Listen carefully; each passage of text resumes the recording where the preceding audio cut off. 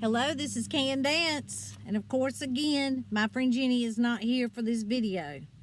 In case you missed it on the previous video we did, we got together yesterday, we did the videos, we uploaded them. Halfway through the videos, there's no sound. We're not sure what happened. We cannot figure it out. She is unavailable to come back and redo the videos, and we just really felt like we needed to get these videos. We missed last week. We talked about that on a previous video where she got an opportunity to go out of town and with her husband, and so she went and she had a great time. And we hate that she's not here for the video. This is not going to be the norm. It's Candace and my friend Jenny, and we miss our friend Jenny. But on this particular video that we're doing, you know, I was telling her I was watching TikTok and come across this person popped up on my For You page, this guy, and he was talking about narcissistic personality disorder. And I thought at first, well, the way he was talking, I thought he was a nurse in a psychiatric unit or he was a doctor. He just seemed very connected to the narcissistic personality disorder. And there was a question posed, and so he was answering that question in this TikTok videos. And if you don't know, TikTok videos are usually 1 to 3 minutes, so they're not very long. There's these little snippets of information. And so the question that was asked to him, and I don't know his real name, but his handle on TikTok is @mentalhealness. And he, first let me tell this, he gives his account that he always thought that he reacted to things a little bit different than everybody else, but he didn't quite know what that was. And he was in a relationship, and I don't know if it was his wife or mother of his children or all of that exactly, but he was in a relationship. And as she's walking out the door to leave him, she looks back at him and she says, it is impossible to deal with a narcissist. Well, he thought that narcissist was kind of like a general cut that you make, like you're lazy or, you know, whatever, just a general cut. So he called her a narcissist. Well, when she didn't come back to him and she didn't have any contact, and I guess that word started running through his mind, he really didn't know what narcissist meant. So he said he looked it up. So when he looks it up, he starts going, oh yeah, that's me, that's me, that's me, that's me. So he's checking off all these boxes.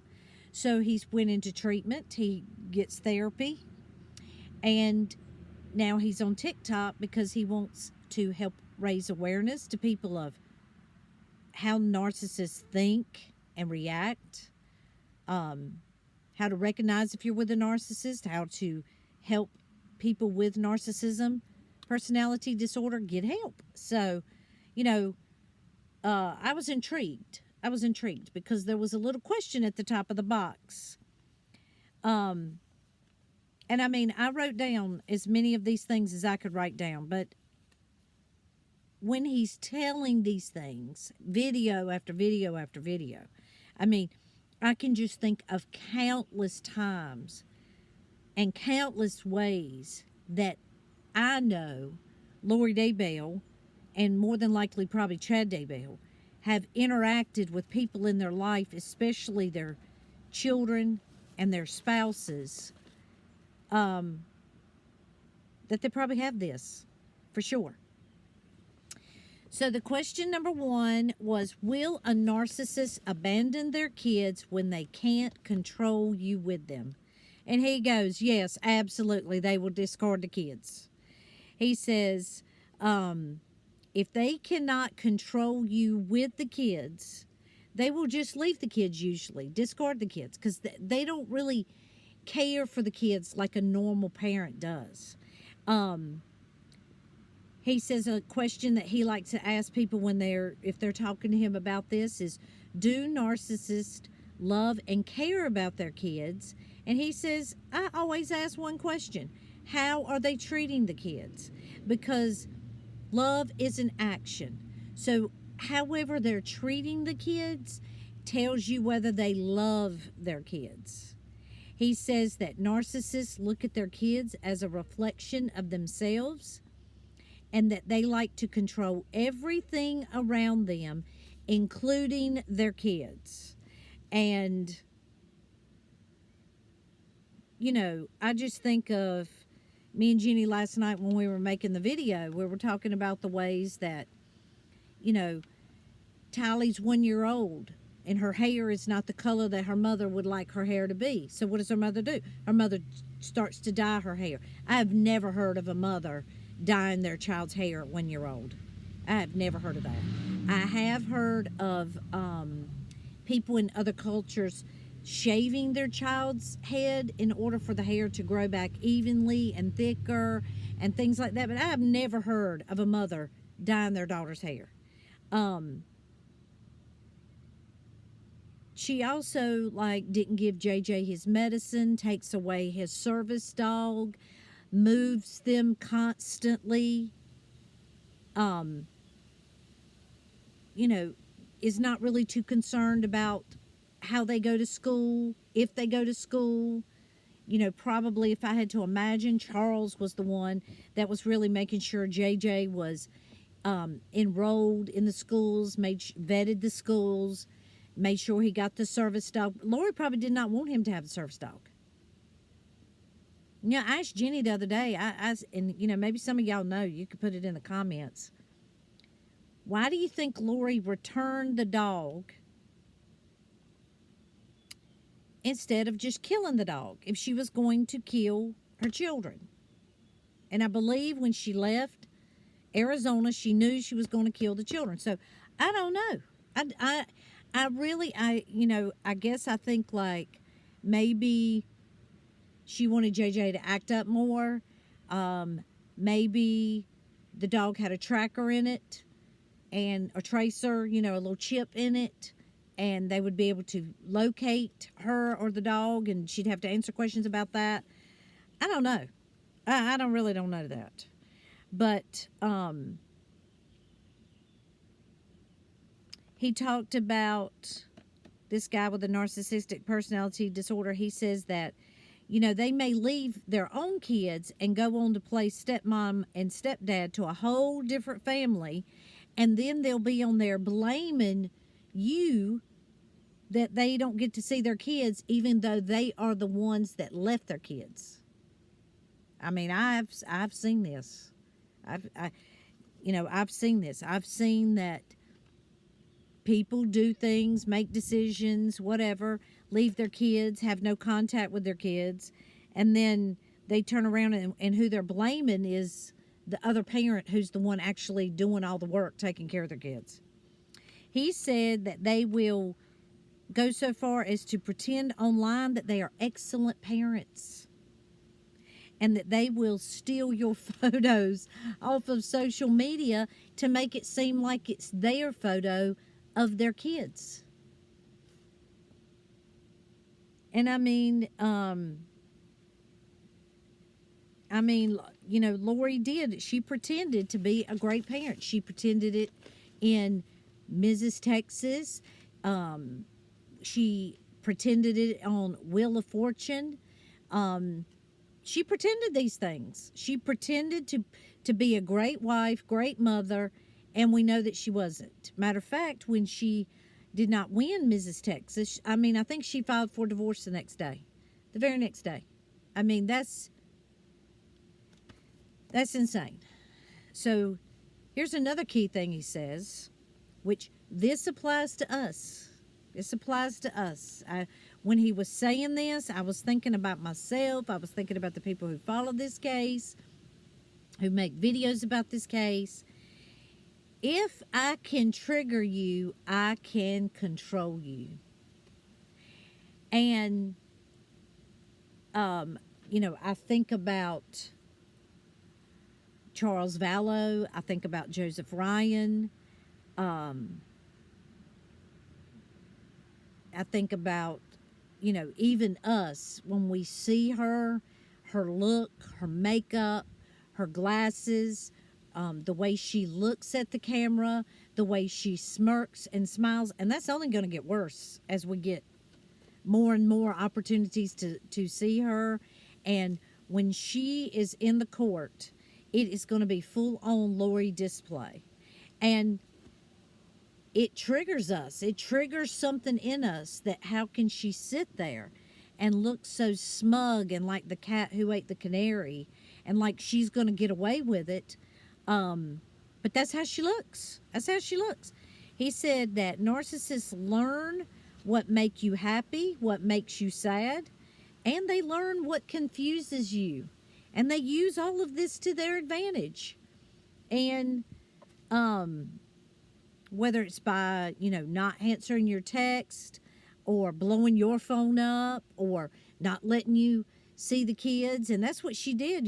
She did that with Joseph Ryan, and she did that with Charles, and she's, moving the kids left and right. And she knew that these children meant a lot to their fathers, but, she's just doing whatever. And let me go back and say this thing about they leave the kids, they discard the kids when she went missing for those 45 days. And Charles has JJ, but, he's pleading with her to contact JJ, call about JJ, let's work it out. I mean, I'm sure Charles was a smart man, and I'm sure that he knew that he was dealing with a narcissist.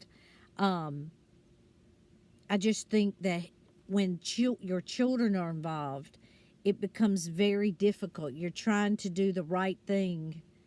And sometimes when you help the child, you're helping the parent. So, but he said that they have, that narcissists, that it's one big game of control. And if I can control your emotional state, I can control everything about you. And I think that happened for sure to Joseph Ryan and to Charles Vallow.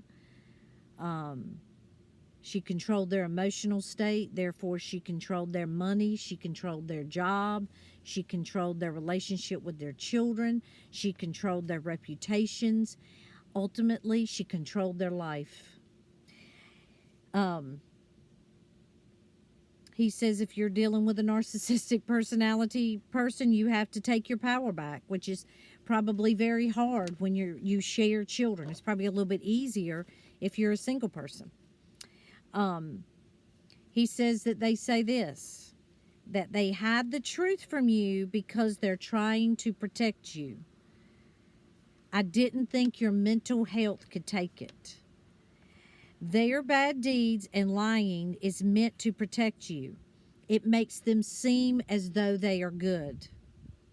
He says this is something they will 100% say. I lie to you because I love you. I tell everyone else the truth because I don't care about them. I don't think that they don't mean anything to me, so I tell them the truth. But I lie to you to protect you. He says, if you accept this, you are in for the ride of a lifetime, and you have gave them permission to lie to you. That's what he says. And the one incident that I can think of is when Melanie Gibb, who were not on her side at all, but when Melanie Gibb gets on there and she, they're saying to her, we couldn't tell you. We can't tell you where the children are. It's best that you not know where the children are because we're trying to protect you. That's in essence what they're saying right there. And he said, the bigger the lie they get away with, the better that they feel. I mean, imagine those couple of months. I mean, they're just getting by with it, left and right, going to Hawaii. Nobody is checking them. Nobody is stopping them. Nobody is questioning them. Nobody. The only person is Kay. And, it was because she was on the move so much, it was very difficult. She was like 2 steps behind, but she kept coming. She kept coming. So he says that that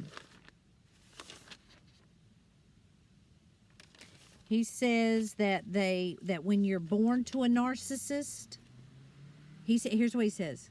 He says that you can choose your partner, that you marry your life partner, but children do not get to choose who they're born to, and they do not get to choose who raised them. And he says that when you are born to a narcissist, that nothing you will do will ever be enough for the narcissistic parent.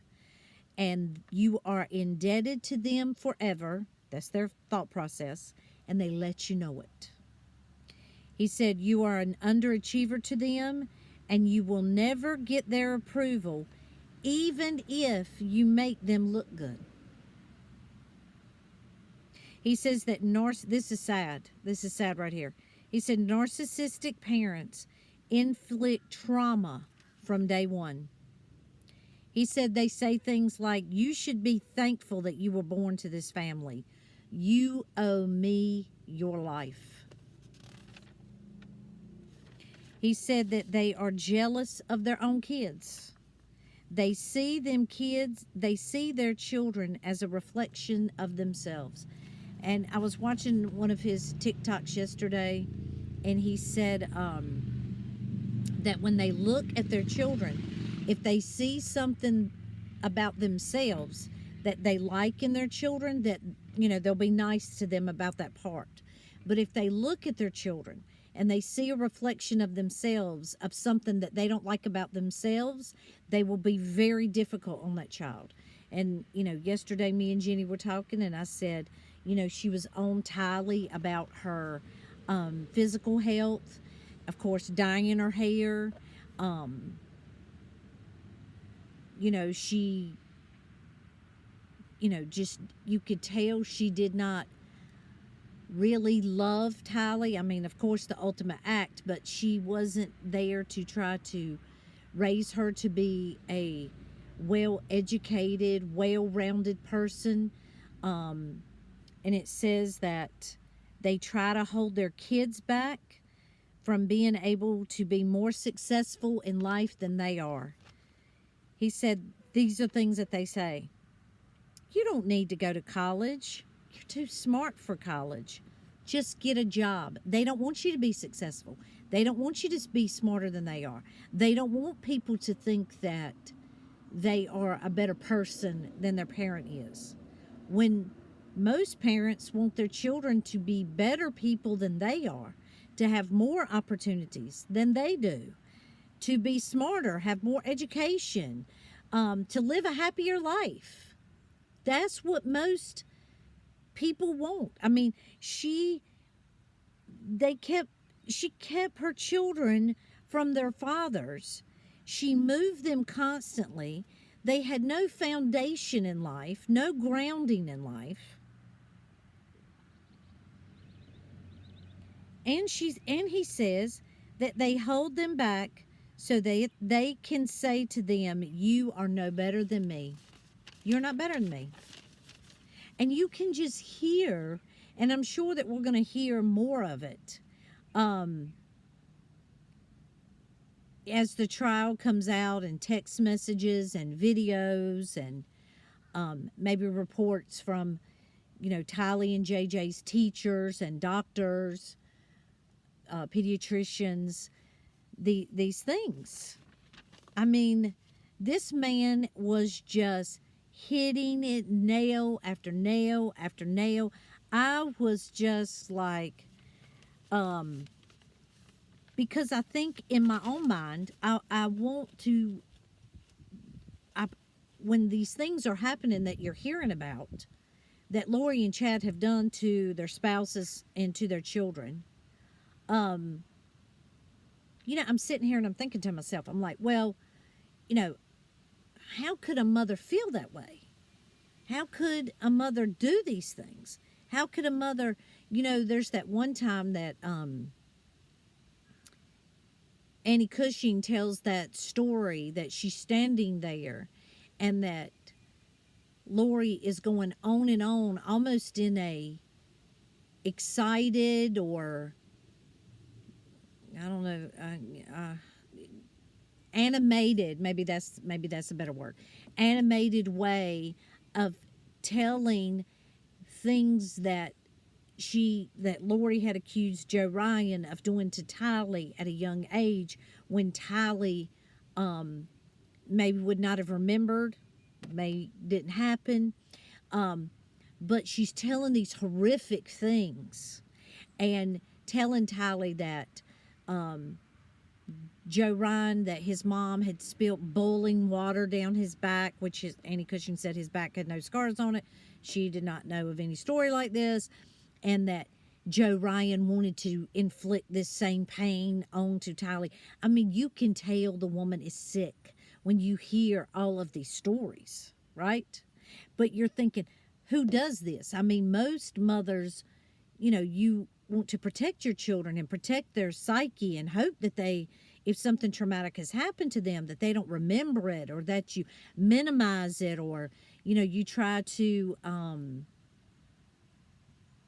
make them see it just in a different light, that it's not so traumatic to them, and just inflict such pain on their self-esteem. But yeah, this woman did not care about this. This is her MO. This is what she wants to do. So he also talked about that they want to get married, not because they love the person, not because they love their mate, but because the image of marriage makes them look like a normal person. Now, I'm going to tell you, if you've been married 5 times, I do not look at you like you're a normal person. You get up there about 3, I'm kind of thinking, this is judging. I'll admit it, it's judging. You get up there about 3 marriages, I'm probably thinking it might be you. Even if I don't know, I'm thinking it might be you. I mean, he said they don't get married for love. They get married for the optics. He says the reputation that comes along with being married, that they must be a good person, that they've got a family life and a marriage. And that's what society thinks. And he said, image makes them look like better people than they actually are. And he talked about that to the narcissist, that reputation is everything. It's everything. And so Lori, I said this after she came back from being incompetent. I mean, I had some, flickering hope that, maybe she got some mental health treatment in there the 10 months, and that she had come to maybe realize the weight of what she had done, the weight of what she had inflicted on all these people, the victims family, society as a whole. And then you take one look at her, looking at the camera, and or smirking, and you're like, oh no, this woman is putting her chips all in the middle of the table. She's going to go all the way in. Whether that's going back to the mental hospital, whether that's testifying because she thinks she's smarter than everybody else and she can fool everybody else, because she cannot read the room. She cannot read and edit herself very well, right? But in her mind, she thinks she can. And so he says reputation is everything. And so she is going to put it all in. I mean, I'm just ready for any antics now that she has, because he has lifted the veil. Because it's one thing, I was telling Jenny, it's one thing to hear a psychiatrist read off the traits or the behaviors that people with these personality disorders exhibit, and, a sociopath, narcissist, psychopath, it's another thing to hear a person who suffers with this and they can give you the actual mind insight into what they're thinking and why they act this way. I mean, personally, I told Jenny yesterday, I said, this is the kind of person that what they need to do, he's in therapy. They need to bring him into the trial. I think it would be a great, way to bring it in, show clips, and him tell exactly what she's probably thinking. Because now that he's bringing all this, you know, light to it, you're like, oh, yeah, that makes perfect sense. That makes perfect sense. So the last thing that I have for this video that he's talking about is death and remorse. No, it's not remorse. Did I talk about that? That they don't feel remorse? No, I didn't talk about that one. I got to go back. Okay. Let me go back. So two more. Guilt and remorse and death. How they react to that. I mean, this man, he don't even know it, but he's hitting all these things in this case. Just hitting it. So he said that, we don't understand why they don't have guilt and remorse. We don't understand why they don't react if they say such horrible things, or they don't feel bad about the way they've hurt people. And he said immediately,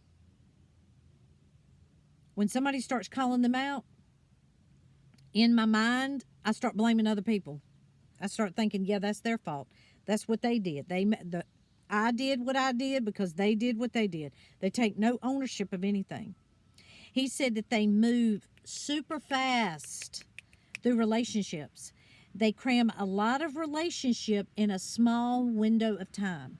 And he said, sometimes you'll be talking to a person that suffers with this, and they're talking about their relationship, and they've been married a year, but it sounds like they've been married 5 or 10 years when they're going through all the things that they've went through and challenges that they've had. And he said, because they cram a lot of relationship into a small window of time.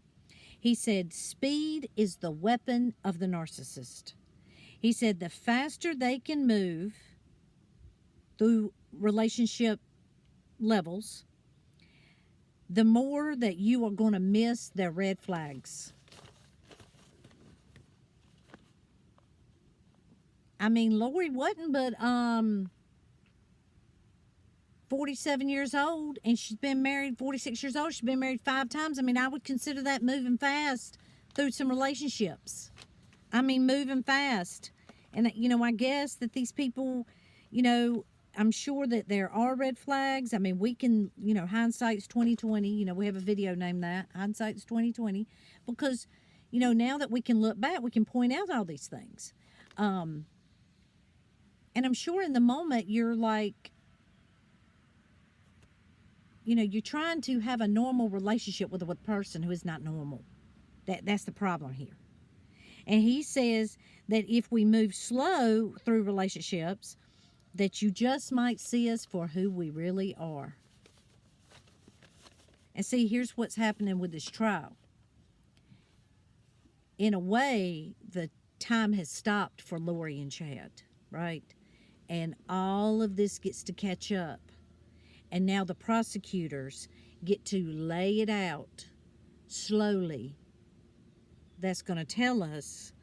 And now we're really going to start picking up, which, I mean, we've picked up a lot of it. This person is just like giving validation and true insight to what is actually going on in their mind.